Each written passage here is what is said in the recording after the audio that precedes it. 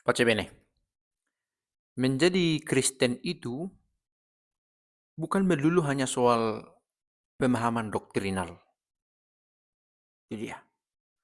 Bukan hanya soal apa teori-teori yang dibangun di sana. Dan saya pikir kita tahu itu ya. Banyak di antara kita itu menjadi Kristen bukan karena sudah menguasai ajaran teologi di sana. Dan menguasai ajaran teologi itu adalah satu pernyataan utopis sebenarnya itu. Siapa di antara kita menguasai ajaran teologi dari gerejanya? Menguasai. Itu satu kata yang berat ya. Mengandaikan kamu mendedikasikan seluruh hidupmu, bahkan bila pun mendedikasikan seluruh hidupmu untuk belajar tentang agamamu, belum cukup. Belum cukup untuk bisa memahami semua tentang Allah. Mungkin tentang agamamu iya. Tetapi tentang Allah, tentang misteri, peristiwa-peristiwa yang tidak bisa kita selesaikan dengan tuntas, dengan akal kita, tidak akan pernah selesai. Nah, kalau begitu tidak bisakah saya menjadi Kristen kalau saya tidak menguasai ajaran iman gereja saya? Bisa. Karena itulah saya katakan tadi, menjadi Kristen itu bukan soal mengetahui ajaran doktrinal semata. Perlu itu.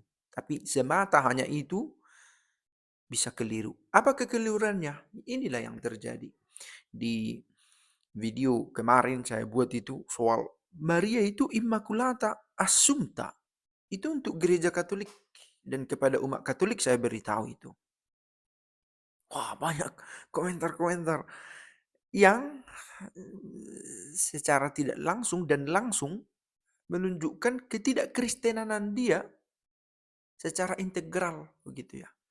Dia berteori tentang Kristen, tetapi hidup seorang Kristen tidak ditunjukkan dari pilihan-pilihan kata itu. Begitu ya. Nah, terjadi. Karena saya berpikir jangan-jangan lebih baik saya membahas menangnya Barcelona 4-0 melawan Madrid daripada membahas teologi-teologi macam ini. Saya kadang mendowngrade gitu ya.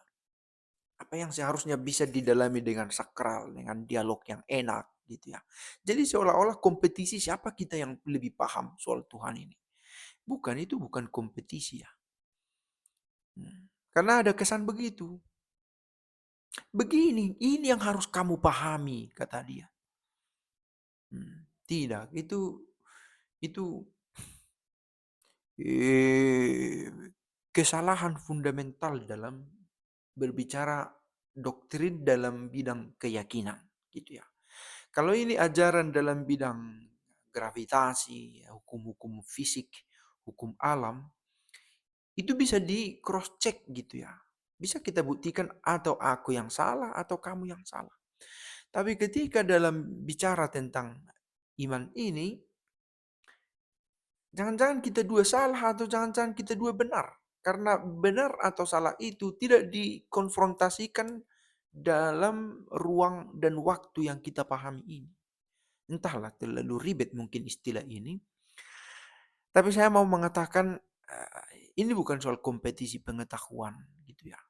Bukan soal juga harus keluar satu yang menang dan satu yang lain kalah.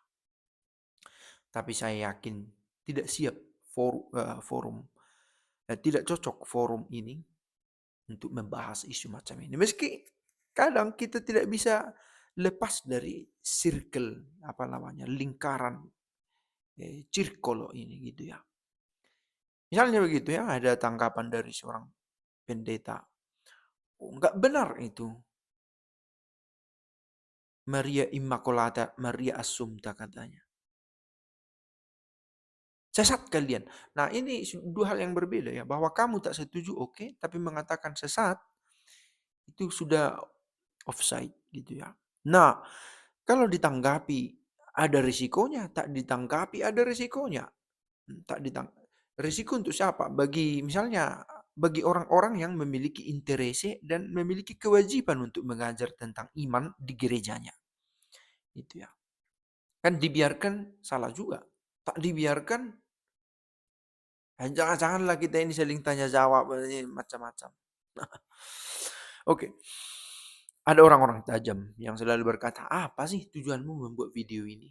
Apa apa intensimu?" Intensinya ini. Terima kasih juga untuk orang-orang tajam macam ini ya, membantu kita menajamkan supaya ada tujuan yang kita cari. Tujuannya begini, supaya kita tahu bahwa berbicara soal kekristenan itu bukan hanya soal doktrin semata ya. Hmm. Saya menemukan kegagalan-kegagalan kecil tentang ini di kolom komentar. Di kolom komentar itu.